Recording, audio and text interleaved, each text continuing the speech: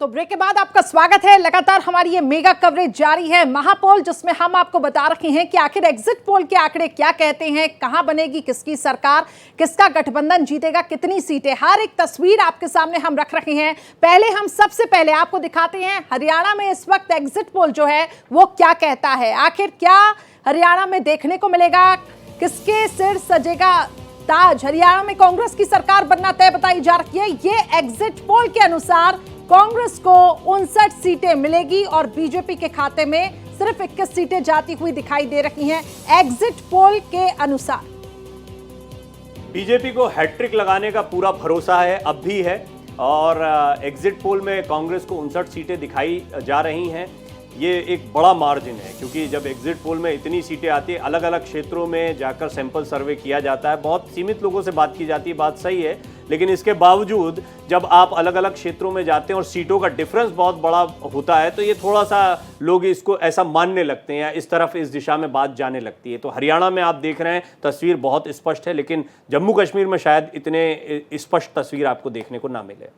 बिल्कुल, exit poll में किसी भी पार्टी को बहुमत नहीं मिलती हुई दिखाई दे रही है। बात जम्मू कश्मीर की कर रही है। बीजेपी को यहां पर 30 सीटें मिल सकती हैं और कांग्रेस एनसी गठबंधन को 33 सीटें मिल सकती हैं। एग्जिट पोल के अनुसार यह आंकड़ा निकलकर सामने आया है। पहले से तय है, जम्मू रीजन में भारतीय जनता पार्टी की पकड़ अच्छी है, तो वहां ज्यादातर सीटें उनकी निकलना है। जैसा आपको वरिष्ठ पत्रकार और राजनीतिक विश्लेषक देवकीनंदन मिश्रा जी भी भारत एक्सप्रेस पर लगातार बता रहे हैं कि कई सीटों पर, 28 सीटों पर भारतीय जनता पार्टी ने उम्मीदवार उतारे ही नहीं, घाटी पर उनका बहुत प्रभाव नहीं दिखता है। तो जम्मू रीजन जो है वो उनके लिए मेजर फोकस है, और जम्मू रीजन में उनको इतनी सीटें मिल सकती है कि वो सबसे बड़ी पार्टी के तौर पर सामने आए। हालांकि कांग्रेस और एनसी यानी नेशनल कॉन्फ्रेंस के गठबंधन को देखें तो इनकी सीटें ज्यादा हो सकती हैं। दोनों ने गठबंधन में मिलकर चुनाव लड़ा और एक कॉमन मिनिमम प्रोग्राम की बात कही गई है, लेकिन स्थिति ऐसी है कि यहाँ पर अदर्स बहुत इंपॉर्टेंट फैक्टर होने जा रहा है, और इन अदर्स को लेकर लगातार हम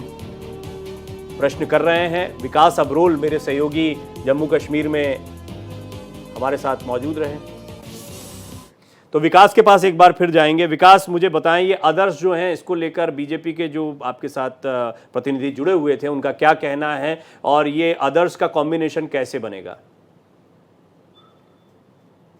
सर, अदर्स जो जितने भी लोग खड़े हैं और जिस तरह से लग रहा है कि इंडिपेंडेंट बहुत बड़ी भूमिका निभाएंगे, कुछ बीजेपी के साथ भी जुड़े हैं, तो क्या लगता है क्या समीकरण रहेगा? देखिए, ये इसी में अंदाज़ा आप लीजिए कि आज उनको पता चला कि जो हमारा कॉन्स्टिट्यूशन इंडिया है उसी में सब कुछ बातचीत होती है, सारा कुछ होता है, तो उनको भी पता चलता आज वो फ्रेम में है। इवन आज देखिए, जमात इस्लामी जो पाकिस्तान की बात कर रहे थे, उन्होंने they have also requested the chief election commission हम भी इस इलेक्शन फ्रेम में जो कॉन्स्टिट्यूशन हमारे बाबा साहब अम्बेडकर साहब ने बनाया है उसी के तहत इलेक्शन हो रहा है। 60% पोलिंग होगी। जो इनको धमका रहे थे, इन लोगों आप इलेक्शन में आएंगे।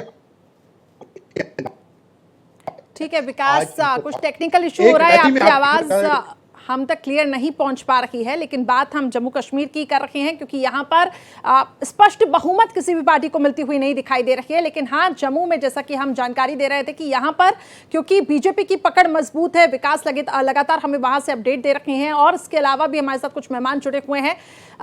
रईस अहमद हमारे साथ जुड़े हुए हैं, वरिष्ठ पत्रकार, उनकी तरफ भी मैं रुख करूंगी। रईस जी, किस तरीके से देखते हैं आप निर्दलीय की भूमिका?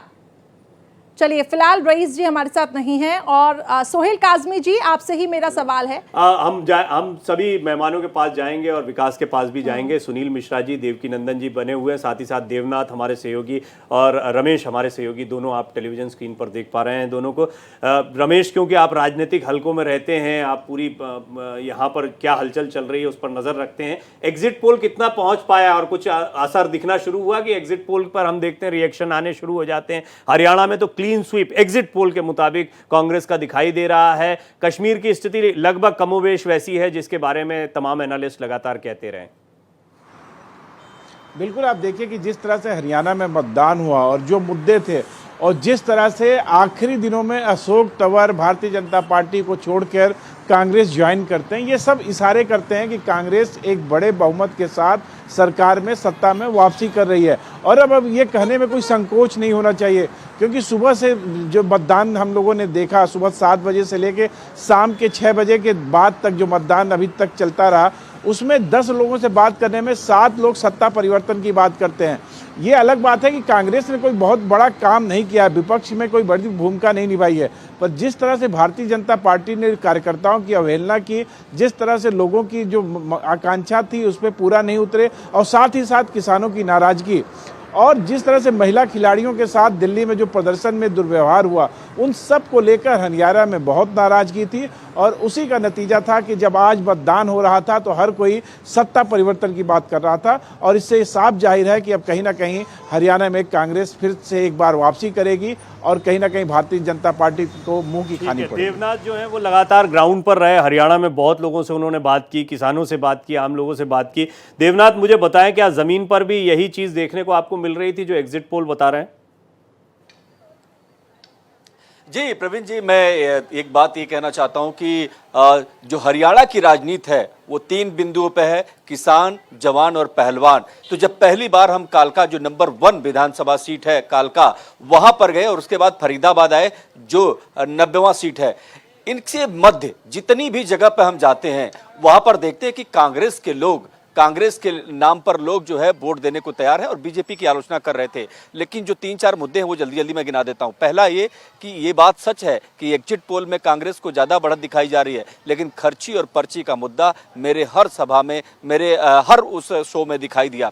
इसके अलावा अगर बात करें, रोजगार बड़ा मुद्दा था। लोगों का कहना था कि बीजेपी सरकार रोजगार सृजन नहीं कर पाई, इसके चलते लोगों में गुस्सा है, नौजवानों को काम नहीं मिला, नौजवान जो है विदेशों में जाने को मजबूर है, ये भी एक इश्यू था। इसके अलावा किसानों ने सीधे खुलेआम ऐलान कर दिया था कि भारतीय जनता पार्टी को इस बार शिकस्त देना है, परास्त करना है, बदला लेना है। और आप जानते हैं कि हरियाणा और पंजाब की राजनीति किसानों के इर्द गिर्द ही घूमती है। इसका मतलब साफ था कि किसानों की भारी नाराजगी का सामना भी भारतीय जनता पार्टी को झेलना पड़ा। इसके अलावा अगर बात करें तो किसानों के अलावा जरा समझिए कि जब मुख्यमंत्री बदला गया, जी, जब मैं सैनिक को देवनाथ, आपके साथ कुछ तकनीकी परेशानी आ रही है, आपका वीडियो नहीं देख पा रहे हैं, लेकिन देवकीनंदन जी, ये बात सही है, किसान, नौजवान, पहलवान, 3 शब्द बार बार आपने देखा कांग्रेस प्रवक्ता भी तमाम मंचों पर कहते रहे। तो मुझे ये बताएं कि क्या आपको लगता है ये 3 मुद्दे थे, या जाट और दलित मतदाता या जाट मतदाता किसके साथ जाएगा, ये महत्वपूर्ण मुद्दा था? यानी एग्जैक्टली क्या चीज है जो ज्यादा हावी आपको दिखाई पड़ती है, या 8 तारीख को जो नतीजों में आपको लगे कि इसको एनालाइज किया जा सकता है? देखिए, जाट की बात तो करनी ही पड़ेगी, क्योंकि 25-30% से ज्यादा वहां, मतलब 1/3 के आसपास वहां पर जाट मतदाता हैं। तो जाट को आप इग्नोर नहीं कर सकते हैं। क्यों इग्नोर नहीं कर सकते हैं? क्योंकि पिछली बार जब 2019 का चुनाव हुआ था तो जेजेपी को इन्हीं जाट बाहुल इलाकों में फायदा हुआ था और वो भारतीय जनता पार्टी के साथ जाकर के मिल गए, उनकी वजह से सरकार बनी। लेकिन इस बार जो जाट बेल्ट है, जहां 28 सीटें आती हैं, वहां के लोग एक तय कर चुके थे कि इस बार केवल और केवल कांग्रेस को वोट देना है। आप देखिए कि जो नंबर्स नजर आ रहे हैं, वो नंबर्स जो नजर आ रहे हैं उसमें भारतीय जनता पार्टी को कम नुकसान हो रहा है, जेजेपी को सबसे ज्यादा नुकसान हो रहा है। जो बात मैंने पहले कही थी कि सर्वे में ऐसा मैंने पाया था। तो जो जेजेपी को नुकसान हो रहा है और बीजेपी को कम हो रहा है, मतलब बीजेपी जो फायदे में थी, हालांकि बीजेपी पिछली बार भी 30 सीट जीती थी, 40 सीट जीती थी, इस बार वो 30 से नीचे पर रहेगी। लेकिन जेजेपी जो 10 सीट थी, अगर जेजेपी 1 सीट जीत जाए इस बार तो बड़ी बात है।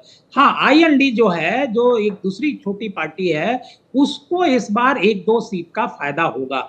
और जो मुद्दे की बात है उसमें बिल्कुल ठीक बात है कि यहाँ पर बेरोजगारी का मुद्दा है, पहलवान का मुद्दा है, और ये जो एक मुद्दा में छूट गया था, ये जो नौजवान, किसान और पहलवान, 3 शब्द, खिलाड़ियों का मुद्दा है, किसानों का मुद्दा है, ये सारे मुद्दे यहाँ पर बहुत ही प्रभावी हैं। उसकी वजह ये है क्योंकि वहां पर किसान बहुत ज्यादा है, ज्यादातर लोग किसान हैं। इसकी वजह से ये मुद्दे ज्यादा प्रभावी हैं और आज की तारीख तक किसान आंदोलन चल रहा है। और हुड्डा ने ये बात कही भी थी, जो कांग्रेस के मुख्यमंत्री पद के उम्मीदवार हैं, उन्होंने ये कहा भी था कि जो नाका लगा हुआ है उसे अगर उनकी सरकार बनती है तो वो खोल देंगे। मतलब वो जो नाका अगर हट जाएगा तो किसान एक बार फिर दिल्ली की तरफ मूव कर सकते हैं।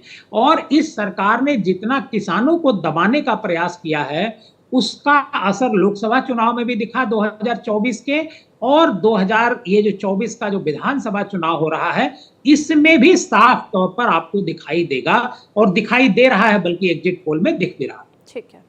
सुनील मिश्रा जी भी हमारे साथ जुड़े हुए हैं। सुनील जी, जैसा कि इसी बातों को अगर हम आगे लेके जाए तो क्या किसानों की नाराजगी की वजह से ये वोट बैंक बीजेपी का किसका है, और जेजेपी जो कि किंग मेकर की भूमिका में जिसे हम कह रहे थे कि ये साबित होगी, लेकिन जेजेपी को भी यहाँ पे नुकसान उठाना पड़ा है? देखिए, मैंने पहले भी बोला था कि पिछली बार भारतीय जनता पार्टी में सरकार में आने का कारण जेजेपी थी और इस बार सरकार में जाने का कारण जेजेपी है। 2-3 चीज़ें समझनी पड़ेगी जो मिश्रा जी बता रहे थे उससे अलग। सबसे पहली चीज़ तो जो लगभग 29% के करीब में मतदाता हैं वो जाट कम्युनिटी है, लेकिन जाट कम्युनिटी का प्रभाव अन्य वर्ग के मतदाताओं पर भी है। चूंकि उनके लैंड हैं, किराए पे घर दिए हुए हैं, उनके फार्म यूज़ करते हैं, तो 4-5% कहीं ना कहीं उनका इम्पैक्ट अदर कम्युनिटी के भी ऊपर है।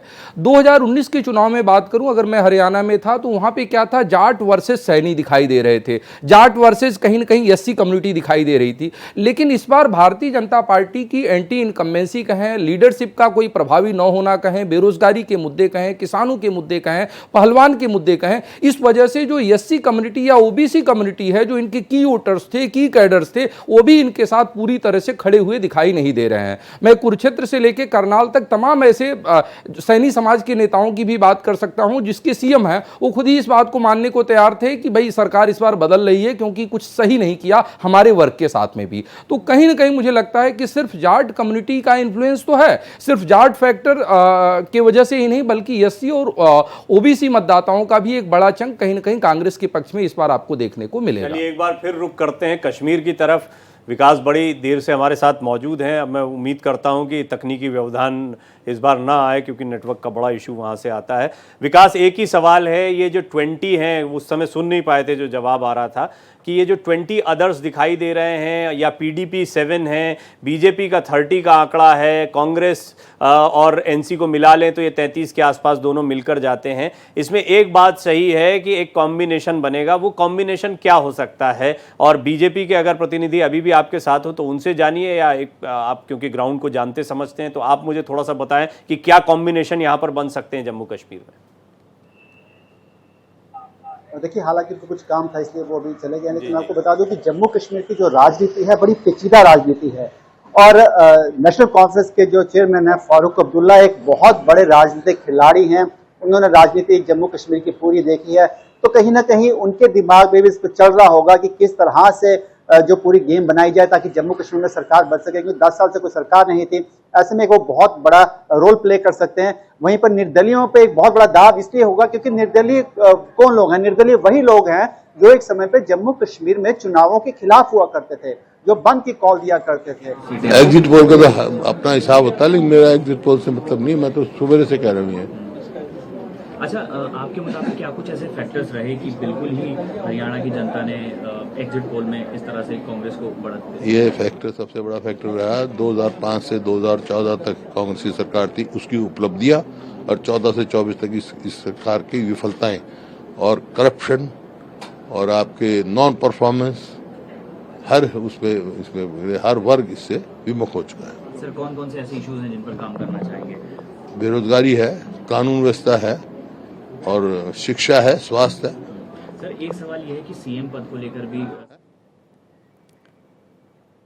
चलिए, भूपेंद्र सिंह हुड्डा को आप सुन रहे थे, पूर्व मुख्यमंत्री हरियाणा, और एक बार फिर वही चेहरा है। हालांकि ये मैं आपको बता दूं कि कांग्रेस की तरफ से वो चेहरा है, उत्साहित है। उनका कहना मुझे एग्जिट पोल से मतलब नहीं, मेरा तो अपना एग्जिट पोल या मेरा अपना अंदाज़ा पहले से ये कहता है कि जो हमारा शासनकाल रहा उसकी उपलब्धियां और बाद में जो भारतीय जनता पार्टी का शासनकाल रहा है उसमें जो कमियां रही हैं, करप्शन रहा है, वो बड़े मुद्दे बने हैं जिसकी वजह से नतीजा हमारे पक्ष में आएगा। इस बात की उम्मीद जो है वो भूपेंद्र हुड्डा कर रहे हैं। कुमार राकेश साहब, आपका भी स्वागत है। आपकी बहुत सारी एनालिसिस थी, उस पर भी बात करेंगे। देवकी नंदन जी और आप दोनों साथ में बैठे, मुझे बड़ा आनंद आता है जब आप दोनों साथ में होते हैं तो। आज आप दोनों का कलर भी एक ही है।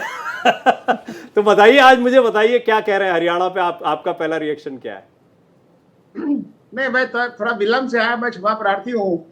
अलग 6 बजे आना था, मुझे विदेश जाना है, तो कई कारण ठीक है, लेकिन खैर, अभी आप तो जो- एक्चुअली जो विश्लेषण है इसमें सब कुछ दिख रहा है, और देवकीनंदन जी के खुश होने का वक्त है हरियाणा को लेकर, लेकिन जम्मू कश्मीर को लेकर शायद वो खुश नहीं होंगे।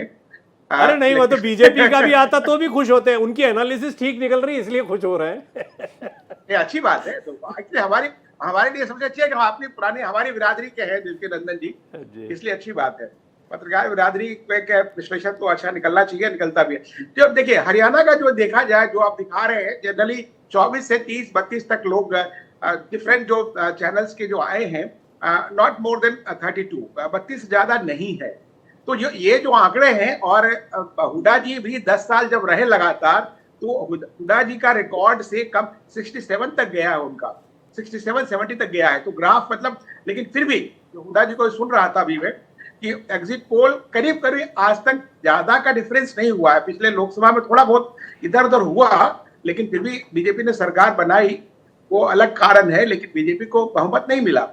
अभी जो हरियाणा का है, हरियाणा के कई कारण मुझे लगता है कि एक तो कि खट्टर जी का जो एक कहिए कि एक बादशाहत वाली शैली थी जिसमें हटाया गया उनको, सीएम का जो दरबार था, जितने लोगों से मेरी बात हुई है, पर सीएम का दरवाजा आम लोगों के लिए करीब करीब बंद हो चुका था।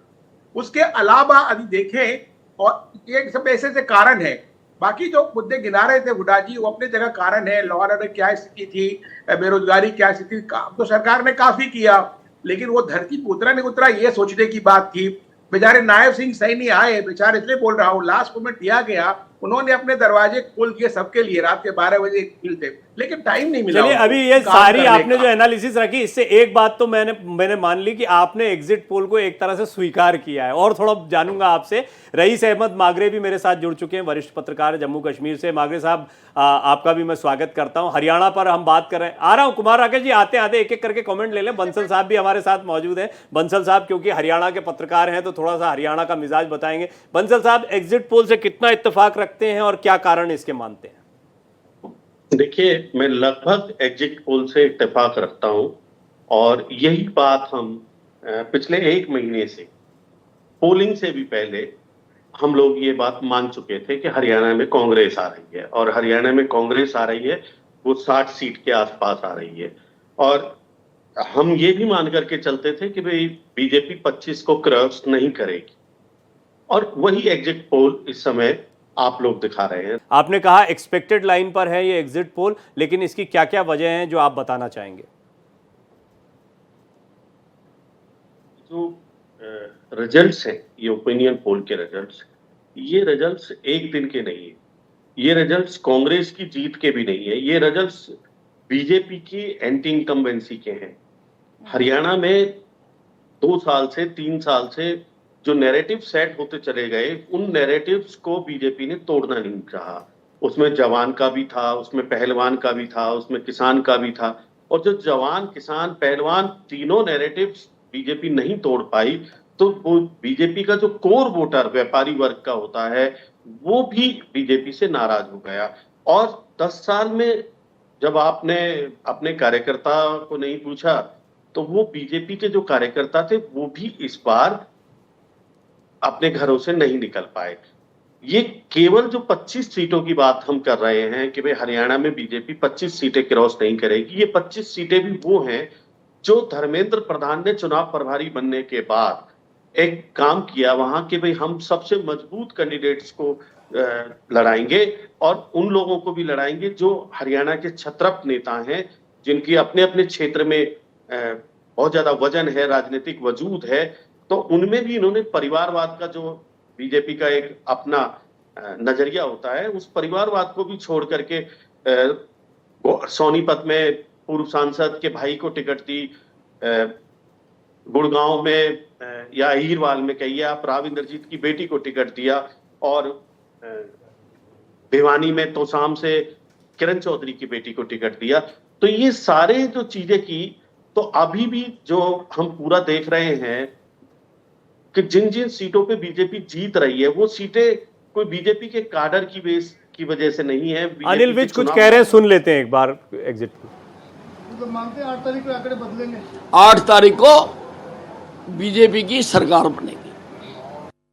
ठीक है, तो ये एक्सपेक्टेड है। जी बंसल साहब अपनी बात को पूरा करें। अनिल विज कह रहे हैं बीजेपी की सरकार बनेगी, आंकड़े बदलेंगे। अनिल विज जी इससे आगे भी कह रहे हैं, वो ये कह रहे हैं कि बीजेपी की सरकार बनेगी और मैं बीजेपी की सरकार का मुख्यमंत्री बनूंगा। तो अनिल विज जी की अपनी एक अदा है मीडिया में चर्चित रहने की, वो ही इनकी देखी जाएगी। तो मैं आपको बता रहा था कि किसान, जवान, पहलवान, ये जो 3 नैरेटिव्स थे वो पिछले 2, 2.5, 3 साल से तय होते चले गए और उसी की वजह से बीजेपी के हाईकमान ने, जो नरेंद्र मोदी प्रधानमंत्री के बिल्कुल नजदीक मुख्यमंत्री थे मनोहर लाल खट्टर, उनको 6 महीने पहले हटा करके नायब सिंह सैनी को बनाया। अब हुआ क्या हरियाणा में कि नायब सिंह सैनी को मुख्यमंत्री तो बना दिया, लेकिन 3 महीने तक उनके ऊपर जो मुखौटा रहा वो मनोहर लाल खट्टर का रहा। 3 महीने के बाद जब चुनाव आ गए हरियाणा में विधानसभा के, तो चुनाव प्रभारी बने धर्मेंद्र प्रधान। उन्होंने कहा कि ये मुखौटा उतारना पड़ेगा और जो मनोहर लाल खट्टर की जितनी भी चीजें ऐसी हैं जिनसे जनता त्रस्त रही है उनको बदलना पड़ेगा।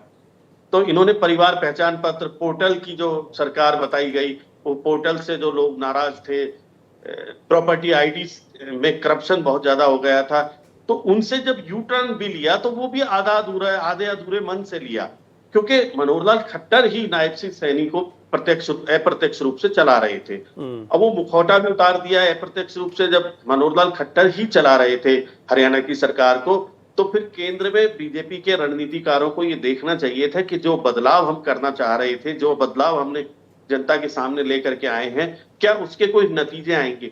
अब जो 25 सीटों की आप बात कर रहे हैं, 25 सीटें केवल वही जीती जा रही हैं जो छत्रप नेताओं बड़े चेहरों को उतारा गया, या वंशवाद वाली जो बात कहते थे उसको किनारे करते हुए कहा कि चलिए ठीक है ये बड़े बड़े लोगों को उतारा जाए, कुछ सीटें तो निकाली जाए, उसका एक इम्पैक्ट पड़ा। इस पर आऊंगा, लेकिन देखिए देखते ही देखते टैली में एक बड़ा दिलचस्प जो बदलाव है वो जम्मू कश्मीर में देखने को मिलता है। विकास बड़ी देर से हमारे साथ मौजूद हैं, मागरे साहब भी हमारे साथ, रईस अहमद मागरे वरिष्ठ पत्रकार हैं, वो भी हमारे साथ। तो थोड़ा कश्मीर की तरफ शिफ्ट करते हैं। रईस भाई पहले आप बताएं मुझे, अगर यही सिचुएशन बनती है 26 बीजेपी और 40 के आसपास ये कॉम्बिनेशन कांग्रेस और नेशनल कॉन्फ्रेंस का है, पीडीपी साथ है, 17 अदर, तो क्या स्थितियां बनेगी, कौन किसके साथ जाएगा?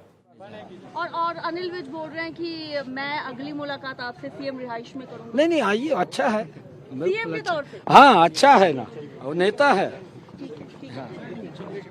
चलिए प्रतिक्रियाएं लगातार आती रहेंगी। मागरे साहब, यही कॉम्बिनेशन रहा तो कौन किसके साथ जा सकता है, क्योंकि यहाँ पर ये जरूरी है कि कोई ना कोई किसी के साथ में हो। तो नेशनल कॉन्फ्रेंस कांग्रेस साथ में है, बाकी और कौन मिल सकता है? पीडीपी क्या रुझान होगा और किस तरीके से आप निर्दलियों की 17 की संख्या को देखते हैं?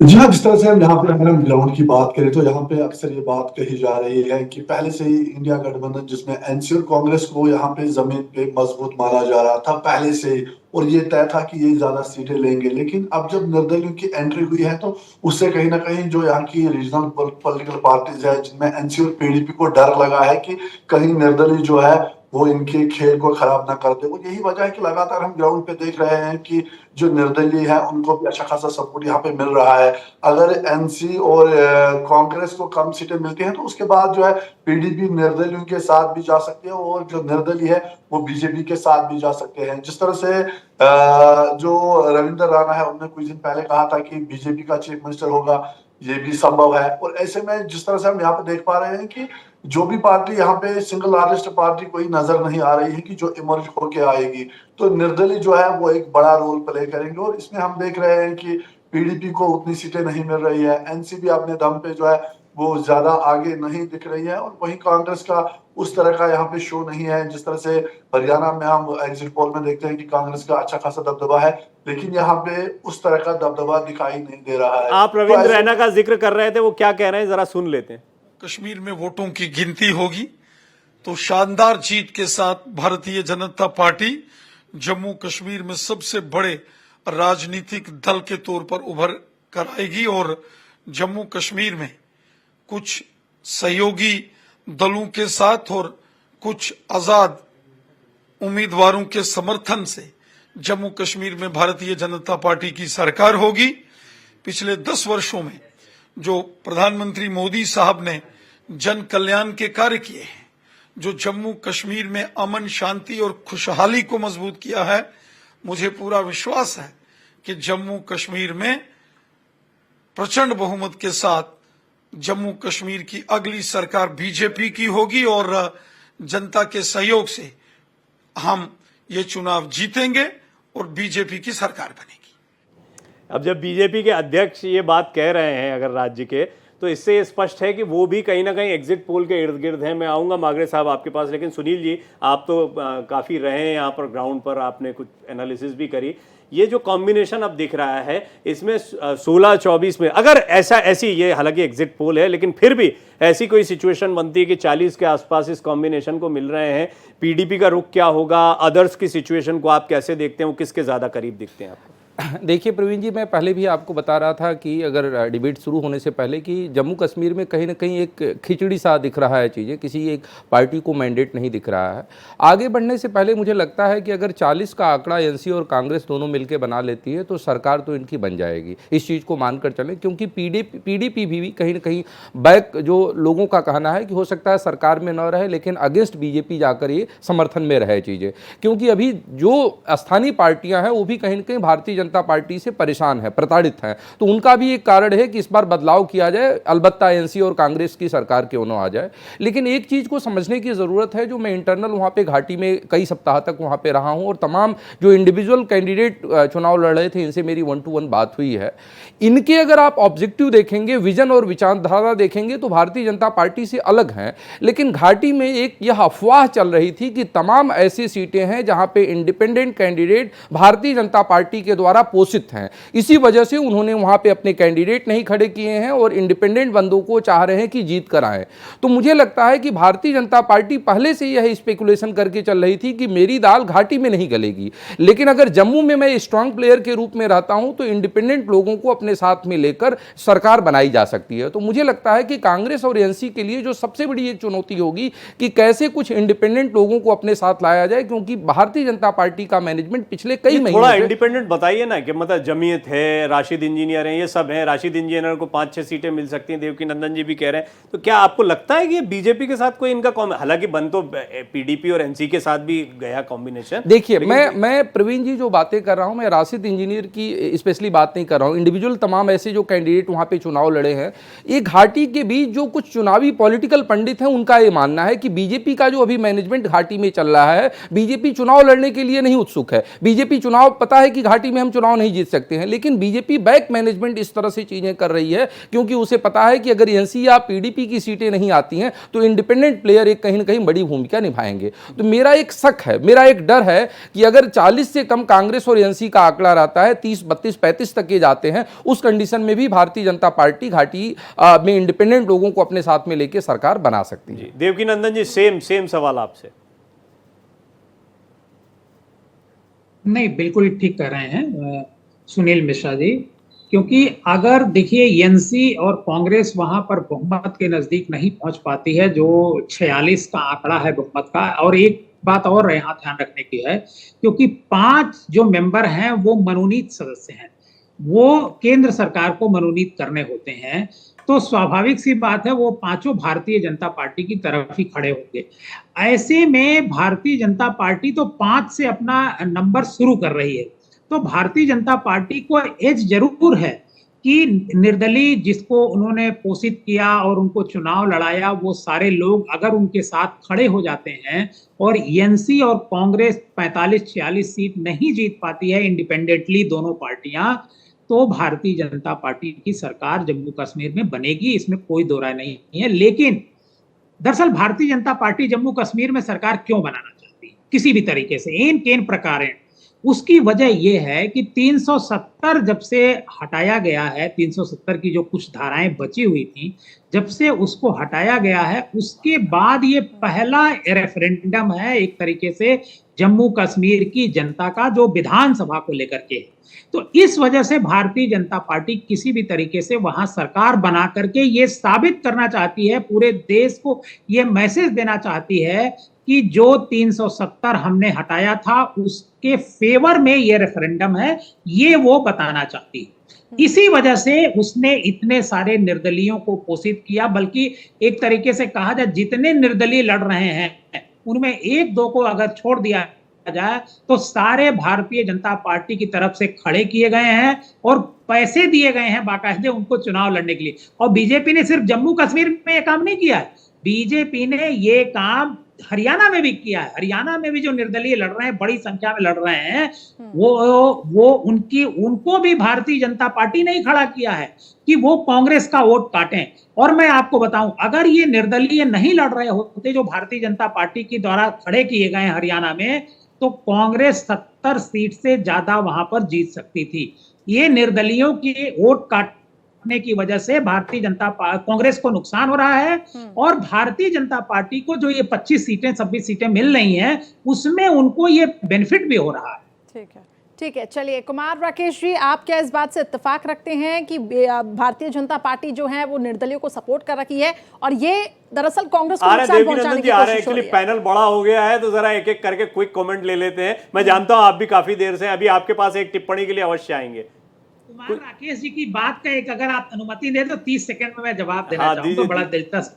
दरअसल कुमार राकेश जी ने कहा कि देखिए वो हमारे साथी रहे हैं और पत्रकार रहे हैं, जितनी अच्छी सेफोलॉजी पत्रकार कर सकता है इलेक्शन में, उतनी अच्छी सेफोलॉजी डेटा के लोग जो डेटा के जानकार हैं नहीं कर सकते। उसकी वजह है पत्रकार एक समझ रखता है और डेटा पर है।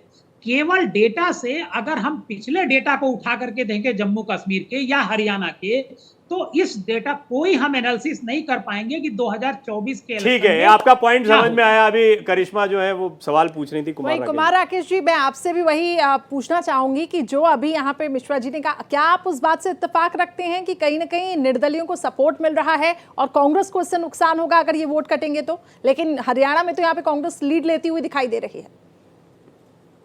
नहीं, अब देवकीनंदन जी ने पता नहीं उनकी कहां से क्या खबर है, शायद वो उनके पास खबर होगी। उन्होंने बिना, हम लोग तो खबरों में भी हमारे पास होती थी खबरें, आज भी होती है, वहां सूत्र इस्तेमाल करते हैं, रिलायबल सोर्स इस्तेमाल करते हैं, अधिकारिक सूत्र। इन्होंने बेलाग बोला तो हो सकता है उनके पास जानकारी हो, लेकिन मुझे लगता है कि ऐसी कोई बात नहीं है कि वो काम कांग्रेस इसमें सिद्धस्त रही है पहले से भी, या जम्मू कश्मीर में भी उन्होंने पूरे घोड़े खोले और एनसी और पीडीपी और कांग्रेस तीनों को मिला ले, तीनों ने एक साथ चुनाव लड़े हैं। लेकिन अभी जो सुनील मिश्रा बोल रहे थे, जो देवकीनंदन जी बोल रहे हैं कि पत्रकार के डाटा से अलग होता है, मैं मानता हूं इस बात को। उनकी विश्लेषण होते हैं, ग्राउंड जीरो पर काम करते हैं। हमने कई ऐसे चुनाव मैं आपको बताऊं 86 से लेके आज तक कि मैंने उस समय इतने तामझाम नहीं था, लेकिन फिर भी डाटा दे सकता हूँ, प्रिंटेड दे सकता हूँ कि खड़े उतरे हैं, चाहे राजस्थान कोई भी चुनाव ले लीजिए, लोकसभा का या विधानसभा का। बहरहाल अभी जो बात हो रही है कश्मीर को लेकर के, जो कह रहे हैं, जो सुनील मिश्रा बोल रहे थे, ठीक है, वो बैकअप है, कोई दिक्कत नहीं है, घाटी की बात है, कोई दिक्कत नहीं है। मुद्दा ये है कि बीजेपी ने जम्मू कश्मीर में पिछले 5 वर्षों में इतना काम किया जो पिछले 65 वर्षों में 70 वर्षों में नहीं हुआ। ये मैटर ऑफ रिकॉर्ड है। और मैं करीब 8-9 जिले घुमा हूं, मैं आपको पहलगाम से लेकर बारामूला तक का अभिज्ञता दे सकता हूं कि लोग अप्रिशिएट कर रहे थे और कर रहे थे। और उसके अलावा जो देवकीनंदन जी बोल रहे हैं, उनका अपना मानना है, बोलना है, लेकिन कौन किसको सपोर्ट कर रहा है नहीं कर रहा है वो तो समय बता रहा है। लेकिन यदि सपोर्ट कर रहे होते, मान लिया जहां तक इन्होंने हरियाणा की बात कर रहे हैं, तो निर्दलीय 4 का फिगर क्यों आता?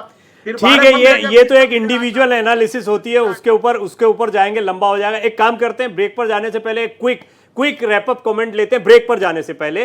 उसमें एक एक करके कुमार राकेश जी आता हूं आपके पास आता हूं। बंसल साहब बड़ी देर से सुन रहे हैं, जम्मू कश्मीर पर बात चल रही थी। बंसल साहब वरिष्ठ पत्रकार हैं, आप चाहें तो कश्मीर पर भी बोलें, लेकिन उम्मीद आपसे हम हरियाणा की ज्यादा लगाए बैठे हुए हैं। तो मुझे ये बताएं कि अभी मुख्यमंत्री का चेहरा एक तरीके से नायब सिंह सैनी से अभी सवाल पूछा गया तो वो बोले कि सीएम हाउस में मुलाकात होगी। आपने खुद कहा कि अंदाज है अनिल विज कह रहे होंगे, अगली लाइन वो कहेंगे कि मैं ही मुख्यमंत्री होऊंगा।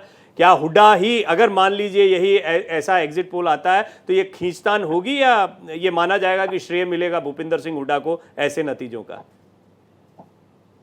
देखिए, भूपेंद्र सिंह हुड्डा ही हरियाणा में अगर कांग्रेस की सरकार आती है तो भूपेंद्र सिंह हुड्डा ही सीएम होंगे। और उसका कारण है कि इसमें बदलाव की जो हम आशंकाएं बनाते हैं कि कुमारी शैलजा भी कांग्रेस हाईकमान के काफी नजदीक है, या और रणदीप सिंह सुरजेवाला भी कांग्रेस हाईकमान के काफी नजदीक हैं, उन सब बातों की बातें तब हो सकती थी जब केंद्र में कांग्रेस का अपना राज होता। जब केंद्र में सत्तारूढ़ नहीं है कांग्रेस, तो वो इतना बड़ा रिस्क नहीं ले सकती कि भूपेंद्र सिंह हुड्डा को हरियाणा में इग्नोर कर दे। भूपेंद्र सिंह हुड्डा कास्ट फैक्टर के हिसाब से भी जाट को डोमिनेट करते हैं, उनका नेतृत्व करते हैं। तो ऐसा नहीं हो सकता कि कांग्रेस इस समय भूपेंद्र सिंह हुड्डा की अनदेखी करते हैं। वैसे भी सबसे ज्यादा विधायक जो सबसे ज्यादा टिकट मिले थे वो भूपेंद्र सिंह हुड्डा केंद्र में ताकत रहते भी भूपेंद्र सिंह हुड्डा को कोई नहीं हिला पाया था। उनकी ताकत हरियाणा में इतनी मजबूत है कांग्रेस के गठबंधन, कांग्रेस संगठन में, तो इसमें कोई दो राय नहीं। आप हाईकमान में अगर हम राहुल गांधी की बात करें तो हो सकता है कि भूपेंद्र सिंह हुड्डा को वो ये सोचते आऊंगा हो कुमार कि जी, एक क्विक कमेंट सभी के ले ले, सारे मेहमान बड़ी। अच्छा, शॉर्ट में बोलिए आप, बोलिए। बंसल जी ने समाप्त कर लिया और मैं प्लस करूं। बोलिए। जी नहीं, जो बंसल जी बोल रहे हैं मैं इसलिए इसमें सहमत हूं कि भूपेंद्र सिंह हुड्डा ही सीएम बनेंगे, उसमें कहीं कोई दो मत नहीं है। शैलजा जी ने 2005 में भी जब पहली बार सीएम बने थे, मैं उस समय दैनिक भास्कर का मैं यहाँ पे ब्यूरो में काम करता था और चीफ था, तो हमने वो खबर लिखी थी 7 दिन पहले कि समीकरण जो भी हो हुड्डा ही सीएम बनेंगे। बाद में हुड्डा जी उसको कवर करवा के अपने ऑफिस में रखा था, उसमें तमाम पॉलिटिकल इनपुट्स दिए थे मैंने, और बड़ी लीड खबर थी। ठीक है, कुल मिलाकर ये है कि हुड्डा ही एकमात्र चेहरा है कि शैलजा और ठीक। अब एक शॉर्ट कमेंट, देखिए ब्रेक पर जाना मुझे, सुनील मिश्रा जी कुछ कहना चाह रहे हैं, आप बोलें। देखिए प्रवीण जी, क्या है कि हुड्डा जी की अगर बात करें अभी की सिचुएशन में, आप देखेंगे हरियाणा में मैं जो देखूं, मोस्ट एक्सेप्टेबल लीडर और most popular leader Bharatiya Janata party के फेल होने का कारण एक वहां पे मुझे प्रमुख तौर पे भी दिखाई देता है कि वह एक कोई बिग स्ट्रेचर लीडर खड़ा नहीं कर पाई हुड्डा के समक्ष, जिसकी एक कास्ट पकड़ भी हो, ग्राउंड पकड़ भी हो, और कहीं ना कहीं एक लोकल कनेक्ट भी चीजें हो। तो मुझे लगता है कि हुड्डा की अपनी व्यक्तिगत पकड़ के आधार पे भी 7-8 सीटें 10 सीटें ऐसी हैं जहां पे ठीक है। चलिए, इसी से मुझे एक जहन में आ रहा है मागरे साहब, एक हम देखते हैं कि इधर से नेशनल कॉन्फ्रेंस का चेहरा समझ में आता है, पीडीपी का चेहरा समझ में आता है। मान लीजिए इससे कोई स्थिति बनती है, बीजेपी अगर कोई कॉम्बिनेशन बनाती है, लेकिन कोई चेहरा समझ में नहीं आता है, तो क्या ऐसा भी हो सकता है किसी निर्दलीय को ही खड़ा कर दे सपोर्ट करके? जी हाँ, बिल्कुल, जिस तरह से हम यहाँ पे देख पा रहे हैं, और बीजेपी जो है, भारतीय जनता पार्टी लगातार ये बोलते आ रही है कि इस बार चीफ मिनिस्टर उन्हीं का होगा। हो सकता है कि रविंद्र राणा को भी यहाँ पे चीफ मिनिस्टर बनाया जा सकता है, लेकिन जो निर्दलीय है उनमें भी कुछ ऐसे उम्मीदवार है जो सीएम फेस के लिए जो है, जो डिजर्व करते हैं, जो उस लायक है। लेकिन यहाँ पे हम देखते हैं कि जो एनसीपीडीपी में जब से निर्दलीय जो है ये मैदान में आए हैं, तो एक खौफ और डर जो है वो साफ तौर पे पॉलिटिकल पार्टीज को लग रहा है। पिछली बार भी हमने देखा लोकसभा इलेक्शन में किस तरह से महबूबा मुफ्ती और उमर अब्दुल्ला हार गए थे बड़े मार्जिन से। तो उसके बाद ही मंथन पार्टियों में शुरू हुआ था, डिस्कशन शुरू हुआ था कि इस बार जो है ऐसे चेहरों का चयन करना है, ऐसे कैंडिडेट्स को उठाना है जिनकी लोकल पकड़। चेहरा बताइए ना, कोई ऐसा एक चेहरा आपको दिखाई दे रहा हो?